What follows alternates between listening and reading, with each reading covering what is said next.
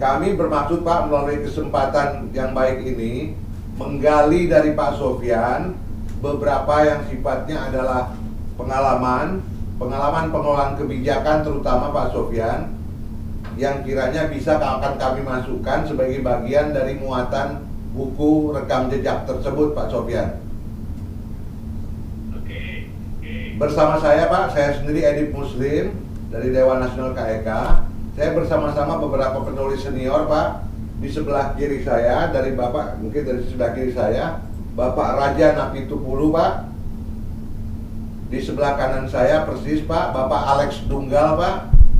Dan juga hadir di sini Pak senior narasi kita, Ibu Upi Rea, yang akan memang kami semua sebagai tim Pak menyusun buku ini. Izin Pak Sofyan kita memulai saja dari saya sendiri pertanyaannya. Ketika Bapak memulai Menko Perekonomian Pak di kantor ini memimpin Dewan Nasional KEK juga, pada saat itu kita ketahui Bapak memulainya Pak dengan kunjungan ke Kuala Tanjung Pak, waktu itu mengoperasionalisasi KEK Semangke Pak saat itu. Setelah itu 1 bulan kemudian di bulan Februari kalau tidak salah Pak, kita juga pergi Pak ke Tanjung Lesung meresmikan operasionalnya KEK Tanjung Lesung. Dan ingin kami ketahui dari Bapak, kira-kira pada saat Bapak mulai menjabat Pak, apa pertimbangan kebijakan Bapak dalam pengelolaan KEK ini Pak? Itu Pak Sofyan, kita mulai dari situ. Disclaimer dulu, saya jadi Menko Perekonomian cuma sekitar 1 tahun, ya. Terus kemudian KIK sendiri ini adalah ide besar karena kita lihat pengalaman ekonomi special economic zone yang ada di negara lain, seperti di China, berhasil mereka sulap wilayah yang kampung nelayan menjadi sekarang salah satu pusat pertumbuhan yang luar biasa di kawasan ekonomi khusus spesial economic zone China. Ya, dan itu ada uji coba yang dilakukan oleh pemerintah Cina di waktu Deng Xiaoping. Dia mencoba sebuah kawasan dengan special treatment dan berhasil, ya. Kemudian dia kembangkan berbagai special economic zone ke berbagai wilayah lain. Pengalaman dari Cina itu kemudian diadopsi oleh pemerintah Indonesia dengan kawasan ekonomi khusus. Nah, kawasan ekonomi khusus ini terutama pada awal-awalnya tidak mendapatkan hasil sebagaimana yang diharapkan. Namanya kawasan ekonomi khusus, tapi banyak sekali fasilitas-fasilitas yang harusnya ada di kawasan ekonomi khusus kita tidak punya. Akibatnya kawasan ekonomi KEK itu akhirnya banyak yang cuma namanya, ya. Misalnya Semangke itu kan diinisiasi dari pemerintah zaman Pak SBY. Tetapi yang masuk cuma 1 perusahaan, sampai hari ini masih cuma 1 perusahaan itu. Itu contoh. Kemudian contoh lain adalah pemerintah ingin mendrive kawasan wisata. KEK lahirlah KEK Tanjung Lesung. Nah, dan KEK-KEK yang lain yang banyak hasilnya kelihatannya tidak seperti yang diharapkan pada saat itu. Nah, oleh sebab itu perlu perbaikan kebijakan. Kebijakan yang paling komprehensif yang dilakukan sekarang oleh Pak Jokowi dengan Undang-Undang Cipta Kerja.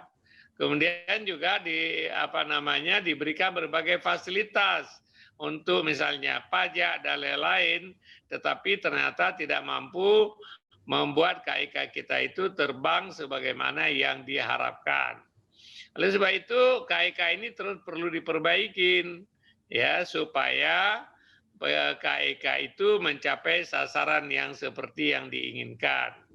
Di samping itu juga kita melihat bahwa KEK itu banyak kelemahannya, yaitu walaupun nama kawasan ekonomi khusus, tetapi insentif yang bisa atau yang diberikan tidak jauh beda dengan kawasan industri yang lain.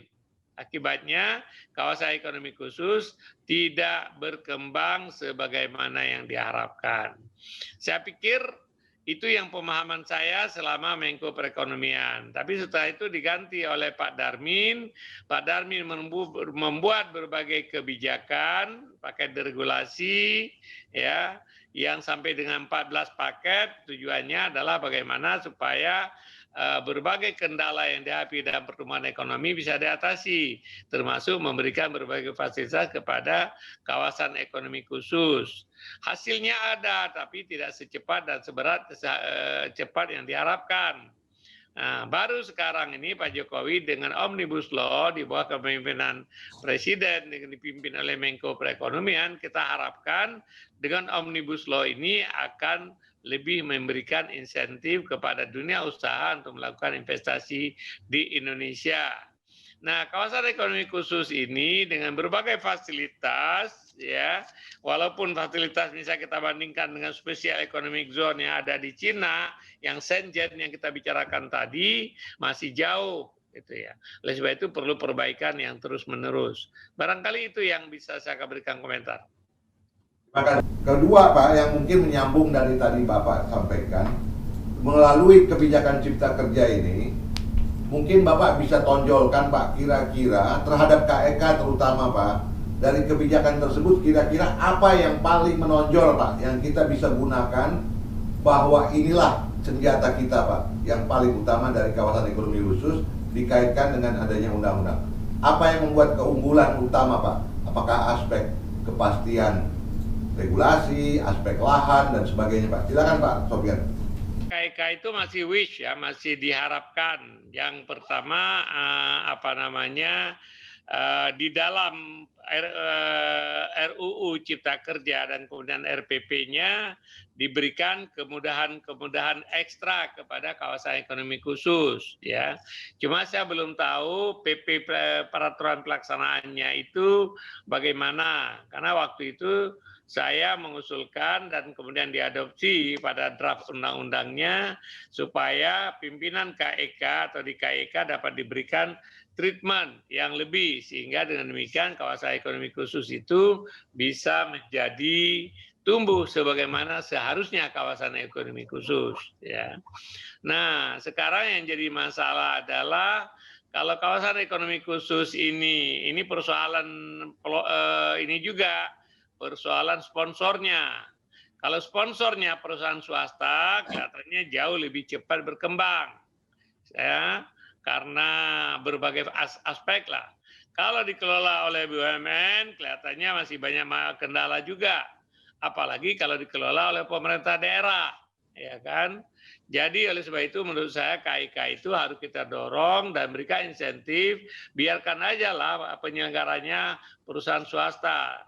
Misalnya seperti KEK yang dikembangkan di JP, ya kan, walaupun JP rasanya belum diketok itu, ya. Kemarin yang diketok adalah kawasan yang ada di Bogor itu, apa namanya? Lido, ya. Itu inisiatornya adalah para perusahaan swasta. Intinya adalah kawasan ekonomi khusus harusnya, kalau menurut saya, kalau perlu harusnya kawasan ekonomi khusus itu diberikan special treatment dalam masalah perburuan misalnya. Nah, menurut Bapak bagaimana strategi yang memang harus dilakukan pemerintah agar investasi dan tata ruang itu bisa sinkron, Pak? Kebijakan pemerintah daerah, kalau tata ruang RT-TR dan RT-RW. Kalau itu kebijakan nasional, kita bisa berikan special treatment untuk pertimbangan kesesuaian pembangunan tata ruang sebagai PSN, ya. Itu dari segi tata ruang. Dari segi penyediaan tanah memang menjadi masalah adalah yang bagus kalau tanah sudah dimiliki, seperti misalnya kawasan industri yang sekarang dikembangkan di Batang. Itu tanah BUMN, kemudian tidak memerlukan banyak untuk pembebasan, begitu juga di Semangke.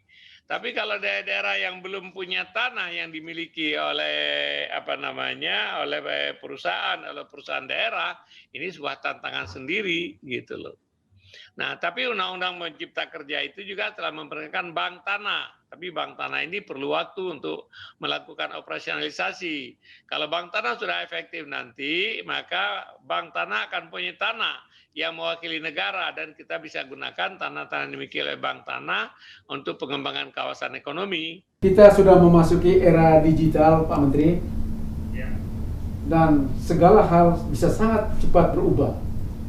Apa pemikiran usulan Bapak Menteri terhadap pembangunan ekonomi di era digital ini, Pak? Ini kita memasuki sesuatu dunia yang belum pernah ada sebelumnya, di mana berbagai disrupsi karena pengembangan digital ini luar biasa, ya. Nah, industri yang walaupun beberapa aspek industri masih tetap akan tetap tidak jauh berbeda. Tetapi tentu yang sekarang misalnya masalah perburuhan. Perburuhan ini tentu sangat ditentukan bagaimana iklim perburuhan. Kalau perburuhan sulit sekali dengan teknologi yang ada sekarang, kemudian banyak orang bisa melakukan dengan program dengan robot itu misalnya, ya. Itu tantangan yang harus sama-sama kita pikirkan. Kalau kita lihat misalnya pabrik Tesla itu sebagian besar sudah pakai robot, ya. Nah, tapi itu yang pertama. Terus yang kedua, rejim digitalisasi ini tentu banyak sekali membantu dalam bidang komunikasi, ya. Saya tidak tahu implikasinya apa dampaknya dengan ada Zoom misalnya. Saya yakin dengan adanya Zoom orang tidak banyak perlu lagi traveling karena bisa cukup rapat dari kantor, bisa lebih efisien. Mungkin kalaupun tidak 100%, 80% itu tidak perlu lagi perjalanan, ya kan? Tidak lagi perlu perjalanan. Kemudian apa dampaknya terhadap hotel-hotel yang menyediakan MICE, menyediakan ruang pertemuan dan lain-lain, mungkin akan berkurang penggunaannya. Apa impactnya kepada perusahaan pelayaran, penerbangan? Penerbangan saya pikir nanti penerbangan bisnis makin berkurang, maka penerbangan yang banyak akan menggunakan untuk penerbangan leisure. Kalau leisure biasanya orang akan tidak mau naik kelas bisnis, apalagi first class. Mereka akan naik kelas ekonomi. Jadi perlu ada adjustment yang banyak di industri penerbangan. Hotel juga begitu. Akhirnya hotel-hotel yang digunakan untuk MICE, untuk meeting, untuk konvensi, itu mungkin perlu berpikir ulang, ya. Itu dampak dari perkembangan teknologi digital ini. Kemudian yang digital juga akan mendisrupt sekali perdagangan. Hari ini toko-toko, warung-warung, ya kan, makin disaingi oleh layanan digital, ya, sehingga orang bisa beli makanan dari rumah, tidak perlu pergi ke restoran. Walaupun mungkin mereka masih pergi ke restoran, tapi tidak sefrekuensi yang dulu lagi, ya. Kemudian dengan ada Netflix yang mudah sekali, orang bisa nonton di rumah, juga berkurang orang pergi ke bioskop. Walaupun tentu beda nonton di bioskop dengan nonton di rumah. Jadi dampak teknologi digital ini luar biasa. Pembelajaran jauh, implikasi kepada pendidikan. Ya, dosen-dosen yang tidak mengupdate ilmunya nanti tidak akan diambil lagi pelajarannya oleh mahasiswa. Mahasiswa bisa mengambil pelajaran dari kelas jarak jauh, dari profesor yang bagus. Implikasinya luar biasa. Bagaimana dampaknya terhadap kawasan industri? Saya pikir juga punya pengaruhnya. Tapi tentu berbagai produk-produk industri yang masih memerlukan fabrikasi itu akan tetap dibutuhkan, gitu ya. Cuman ini Undang-Undang Tenaga Kerja ingin mengadres masalah itu. Karena rigiditas yang terlalu rigid tentang pasar tenaga kerja akan menyebabkan makin sulit orang merekrut orang. Karena mungkin demo, karena macam-macam. Nah, dengan ada teknologi robotisasi, nanti kita khawatir makin banyak pabrik dibangun, tetapi sedikit tenaga kerja yang dipekerjakan. Karena bisa diganti oleh robot misalnya. Ya, ini tentu dalam jangka menengah dan jangka panjang. Itu barangkali berbagai hal yang perlu kita pikirkan. Dan dalam tata ruang juga kami sedang mikirkan nih bagaimana dampaknya. Apakah ke depan itu kota-kota yang seperti kita kenal sekarang itu masih ada atau tidak? Apakah kemacetan infrastruktur yang harus dibangun banyak sekali misalnya untuk orang masuk ke kota. Kalau nanti orang lebih fleksibel bekerja, ada yang bekerja di rumah, ada yang bekerja di kantor, setengah bekerja di rumah, setengah bekerja di kantor misalnya, sehingga traffic akan berkurang juga gitu loh. Jadi public transportation itu barangkali akan berubah bentuknya, ya. Kemudian perumahan juga begitu. Apakah kemudian orang akan numplek-plek di kota besar gitu ya? Kalau mereka bisa bekerja dari luar kota, sebaik bekerja di kantor, apakah perlu orang keluar jam 5 pagi untuk berebut kereta api untuk kejar di kantor di Mega Kuningan misalnya atau di Tamrin Sudirman. Kalau nanti misalnya bahwa apakah Anda pergi ke kantor Tamrin Sudirman atau kerja di rumah tidak jauh beda dengan perkembangan teknologi ini. Masalah implikasi yang lebih luas lagi yaitu kesiapan SDM. Ya kan? Sekarang makin banyak beberapa bisnis sekarang sudah kehilangan marketnya. Bagaimana koran sekarang tidak ada lagi koran tertulis, sehingga bagi wartawan ini luar biasa sulitnya hari ini. TV juga begitu, TV yang sangat kapital intensif, sangat banyak tenaga kerja, tiba-tiba Atta Halilintar gitu tanpa modal yang banyak, tanpa infrastruktur yang banyak, tanpa tenaga kerja yang banyak, bisa punya sales lebih banyak dari sebuah TV swasta yang kecil gitu misalnya. Padahal TV swasta itu harus mempekerjakan orang ribuan orang. Jadi berbagai impact ini. Kemudian SDM, tiba-tiba SDM ini kalau tidak menyiapkan diri dan tidak agile, tidak fleksibel, tiba-tiba mati berdiri aja gitu loh. Ya, kalau Anda baca buku ada Who Moved My Cheese, ya cerita tikus yang tiba-tiba nggak ada makanan lagi. Karena tikus kejunya sudah nggak ada lagi. Sebenarnya bukan kejunya yang mindahkan, tapi perkembangan teknologi. Oleh sebab itu tantangan luar biasa akibat perkembangan teknologi digital ini. Nah, sekarang misalnya bank-bank itu kan tidak perlu banyak lagi kasir, ya orang nggak perlu antri lagi di bank.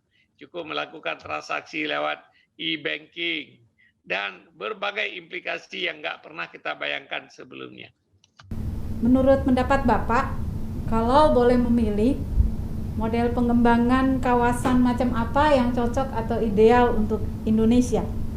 Dan itu terkait dengan isu peningkatan pendapatan dan pemerataan kesejahteraan. Yang penting adalah bagaimana kita mengurangi konsentrasi ekonomi di Jawa. Itu penting sekali. Hari ini berapa? 57% ekonomi kita berasal dari Jawa. Pemerintah telah bikin infrastruktur jalan tol dan lain-lain, dan kemudian pelabuhan dan lain-lain, juga infrastruktur listrik. Kita harapkan nanti akan lebih banyak kegiatan ekonomi yang berimbang lah. Lebih banyak mungkin kawasan industri yang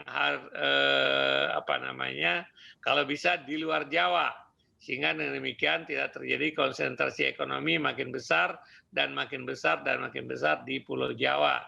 Itu tantangan. Tetapi KIK ini terus harus diperbaiki terus. Kalau tidak nanti ya KIK ini kita bicarakan tapi tidak efektif, ya. Nah, oleh sebab itu ini masih perlu terus dipikirkan oleh Kemenko Perekonomian dan Dewan Kawasan Ekonomi Khusus, ya.